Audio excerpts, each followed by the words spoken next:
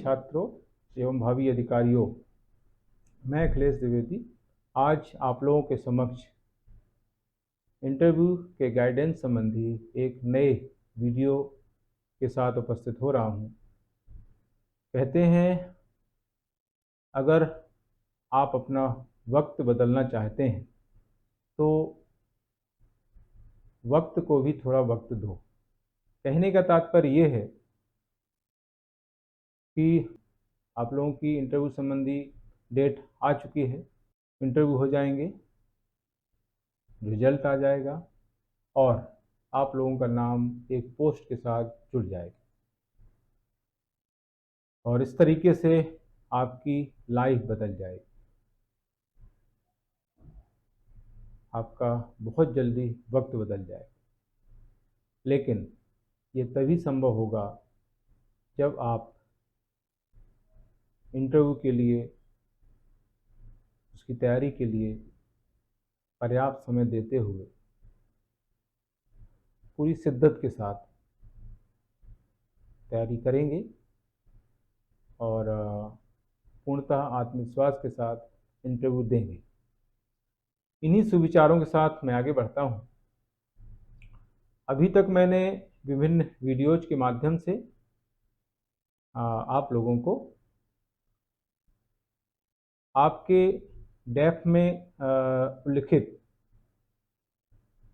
आपका नाम, आपके पिता का नाम, surname, date of birth, category, आपका पता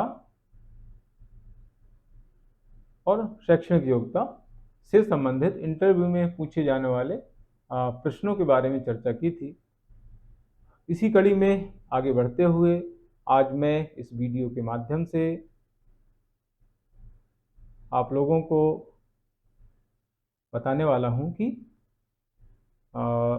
सरकारी नौकरी में होने पर, खेलकूद गतिविधियों में भाग लेने की स्थिति में और एनसीसी में कोई प्रमाण पत्र होने की स्थिति में किस तरह से इंटरव्यू में क्वेश्चन पूछे जा सकते हैं।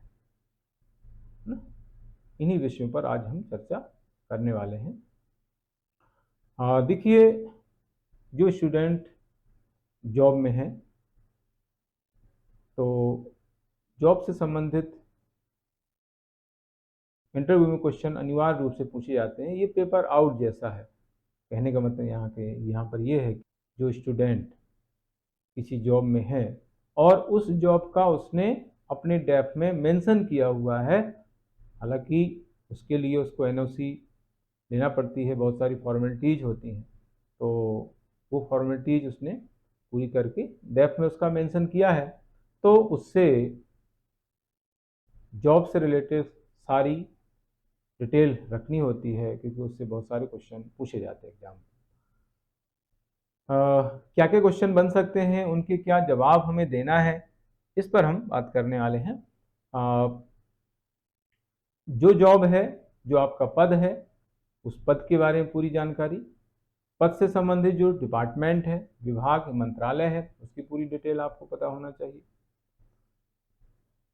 पद संबंधी और मंत्रालय संबंधी कार्य, कौन कौन से कार्य आपके पद संबंधी हैं, आपका मंत्रालय क्या कार्य करता है,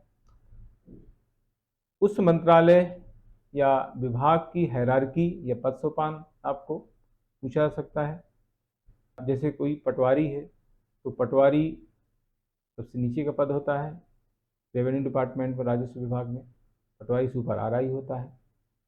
फिर naib tehsildar, tehsildar, SDO, SDM, additional collector, collector, commissioner, ये जो है तो आपके पद के संबंध में, मंत्रालय के संबंध में जो डिटेल है वो आपको पता होना चाहिए।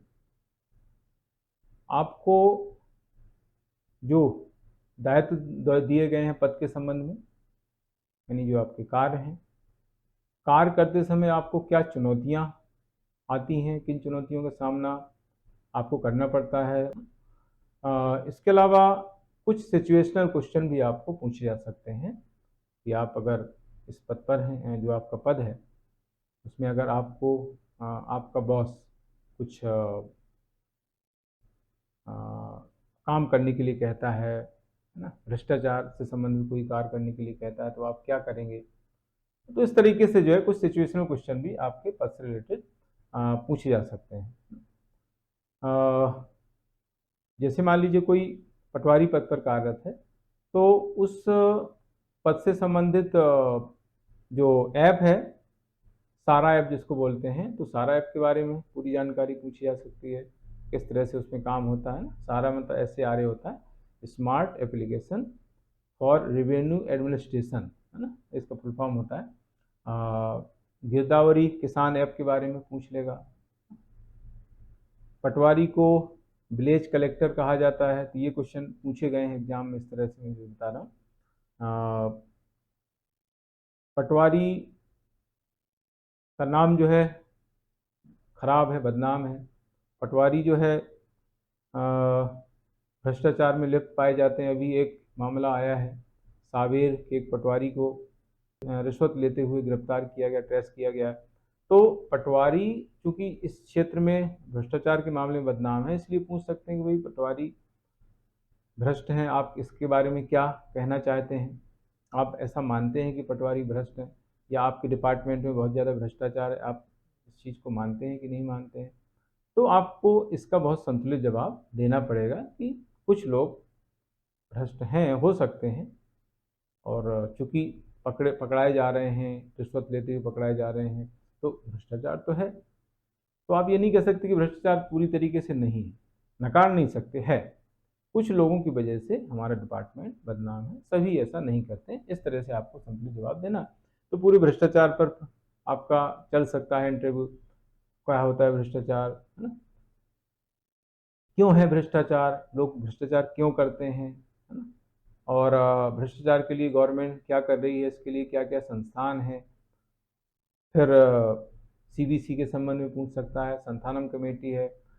फिर ट्रांसपेरेंसी इंटरनेशनल पर जा सकते हैं। तो ये पूरा आपका इंटरव्यू भ्रष्टाचार पर भी चल सकता है, अगर उन्होंने यहाँ से क्वेश्चन पूछना स्टार्ट कर दिए तो। इसके अलावा भूमि मापने के लिए जरीब यूज की जाती है, तो उसके बारे में पूछ सकता है। भूमि मापने की जो इकाइयाँ हैं, है ना, आरे है, बिस्वा है, बीघा है, एकड़ है, हेक्टेयर है, इनकी इकाइयाँ अलग अलग जगह अलग अलग ये होती हैं, अलग अलग क्षेत्र में क्षेत्र वाइज होती हैं। तो इनसे संबंधित क्वेश्चन बन सकते हैं। फिर इतिहास में जाकर के क्वेश्चन पूछ सकते हैं कि भाई ये जो भू राजस्व लगान है, इसकी स्टार्टिंग कैसे हुई, है ना। तो ऋग्वेद से इसकी स्टार्टिंग मानी जाती है। भाग और बलि दो कर हुआ करते थे उस समय ऋग्वैदिक सभ्यता के अंतर्गत। भूमि की माप करा करके राजस्व सबसे पहले किसने वसूला, लगान सबसे पहले किसने वसूला, तो अलाउद्दीन खिलजी का उसमें नाम आता है। बिस्वा का प्रारंभ कब से हुआ, अलाउद्दीन खिलजी के समय बिस्वा आया, अकबर के समय बीघा आया, है ना। अकबर का उल्लेख आते ही फिर राजा टोडरमल पर आ सकते हैं। राजा टोडरमल की जो भू राजस्व पद्धति थी, बहुत फेमस पद्धति थी, तो उस पर क्वेश्चन बन सकते हैं, है ना। दहसाला पद्धति, जाब्ता पद्धति उसने स्टार्ट की थी। फिर रैयत बाड़ी है, महल बाड़ी है ना, स्थायी बंदोबस्त है, इसके बारे में भी क्वेश्चन बन सकते हैं। तो बहुत सारी चीज़ें हैं पूछने को, ठीक है। तो ऐसे मैंने एक एग्जाम्पल देकर के आप लोगों को बताया कि ऐसे क्वेश्चन पद से संबंधित पूछे जा सकते हैं। जैसे कोई वाणिज्यिक कर विभाग में है, CTI है, TA है, ACTO है, तो उससे जो है वाणिज्यिक कर के बारे में पूछ सकता है। पहले सेल टैक्स हुआ करता था, फिर उसको वेट में कन्वर्ट कर दिया गया, फिर अब GST आ गया। तो इन टैक्सेस के बारे में आपको पूछा जा सकता है एग्जाम में, है ना। पुलिस में है तो पुलिस डिपार्टमेंट की हायरार्की, पुलिस में भी जो है पुलिस के साथ जनता का विश्वास है, क्यों ऐसा है। जनता अभी भी पुलिस पर भरोसा नहीं करती है, विश्वास नहीं करती है। जनता का विश्वास पुलिस को जीतने के लिए क्या कदम उठाए जाने चाहिए, है ना, क्या सुधार होना चाहिए पुलिस व्यवस्था में। तो ये सारी चीज़ें जो है पद से रिलेटेड पूछी जा सकती हैं। अब इसमें एक आगे हम बढ़ते हैं, इसमें आता है कि आप इस पद को क्यों छोड़ना चाहते हैं और सिविल सेवा में क्यों आना चाहते हैं। दो चीज़ें इसमें हमें बतानी है। दो तरह के क्वेश्चन ऐसे बन सकते हैं कि ये जो आपके पास पद है, इसको आप क्यों छोड़ना चाहते हैं और सिविल सेवा में क्यों आना चाह रहे हैं। तो इनके दोनों के अलग अलग जवाब हैं। इस पद को क्यों छोड़ना चाहते हैं, तो आपको ये बताना है कि ये मैंने पद जब ज्वाइन किया था तब इस पर्पज़ से ज्वाइन किया था क्योंकि उस समय मेरी घर की आर्थिक स्थिति ठीक नहीं थी और मेरा लक्ष्य सिविल सेवा में जाने का था। तो मैंने सोचा था कि इस पद को ज्वाइन करके इस पद पर रहते हुए सेल्फ डिपेंड होकर प्रॉपर तरीके से सिविल सेवा की तैयारी कर पाऊंगा और इसमें सिलेक्शन ले पाऊंगा। तो ये एक पर्पज़ था मेरा। लेकिन मैंने इसमें देखा कि इस पद पर रहते हुए मैं अपनी योग्यता के साथ न्याय नहीं कर पा रहा हूँ, मेरी क्षमताओं का सही ढंग से यहाँ पर उपयोग नहीं हो पा रहा है, इसलिए मैं इसको छोड़ करके सिविल सेवा में आना चाह रहा हूँ। इसके अलावा सर हर व्यक्ति आगे बढ़ने का प्रयास करता है, उसको करना चाहिए, क्योंकि हमारे मौलिक कर्तव्य में भी कहा गया है कि व्यक्तिगत तथा सामूहिक गतिविधियों में हमेशा उत्कर्ष की ओर बढ़ने का सतत प्रयास करना चाहिए, इस तरह की बात इसमें कही गई है। तो वही प्रयास मैं कर रहा हूँ, उच्च पद को प्राप्त करने के लिए मैं आगे बढ़ रहा हूँ, प्रयासरत हूँ, जिससे मैं अपने परिवार का, अपने समाज का, अपने प्रदेश का, अपने देश का विकास कर सकूं। इस तरह से आपको बताना। अब यहाँ पर दूसरा प्रश्न आता है कि सिविल सेवा में क्यों आना चाह रहे हैं। इसके बारे में मैंने पिछले वीडियो में ही बताया था आप लोगों को। इसके संबंध में सिविल सेवा में आने का जो रीजन होता है उसमें मैंने आप लोगों को बताया था कि job security and job stability होती है। हालांकि जो उसके पास पद होगा उसमें भी जॉब सिक्योरिटी होगी, लेकिन ज़्यादा यहाँ पर है। इसके अलावा MPPSC द्वारा जो भी पद भरे जाते हैं उन सभी में जनता के साथ सीधे जुड़ाव रहता है। ज़्यादातर, सभी नहीं कह सकते, ज़्यादातर जनता से सीधे जुड़ाव उनका रहता है उन पदों में जो कार्य करते हैं पदाधिकारी। और इस पद पर रहते हुए जनता की जो समस्याएं हैं उन समस्याओं का निदान करने के पर्याप्त अवसर इसमें रहते हैं और इसके जरिए जो है मैं जनता की समस्याओं को सुलझा सकता हूं, उनकी बातों को हम सुन सकते हैं, है ना, और जनता की सेवा कर सकते हैं। ये बहुत सारी चीज़ें हैं। हालांकि जनता की सेवा, कार्यों की विविधता बहुत परंपरागत अंसर हैं, इनको अगर आप नहीं भी दें तो भी मेरे ख्याल से ठीक रहेगा, तो है ना। तो ये इस तरीके से हो गया। अब हम आगे बढ़ते हैं। खेल कूद गतिविधियों में जो स्टूडेंट हिस्सा लेते हैं उनसे किस तरह के प्रश्न पूछे जा सकते हैं और कैसे उनका जवाब हमें देना है। यहाँ से हॉबी से संबंधित जो क्वेश्चन हैं वो भी कवर हो जाएंगे।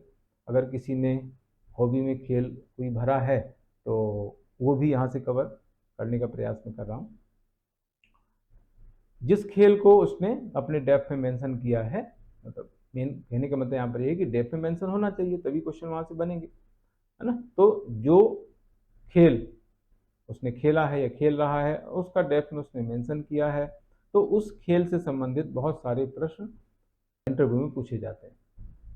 जैसे उस खेल का पूरा इतिहास, कहाँ से स्टार्ट हुआ, इसके जनक कौन है, जन्मदाता देश कौन है ना, उस खेल से संबंधित पुराने खिलाड़ी, नए खिलाड़ी, उस खेल से संबंधित नियम है, खेल शब्दावली है, ट्रॉफी है, उस खेल का ग्राउंड जो है, कोर्ट है, उसकी लंबाई चौड़ाई है, जो बॉल होती है उसका साइज है, उसका जो वेट है ना, खेल में कितने लोग हिस्सा लेते हैं, खेल का समय कितना होता है, टाइम पीरियड भी होता है ना उस खेल का।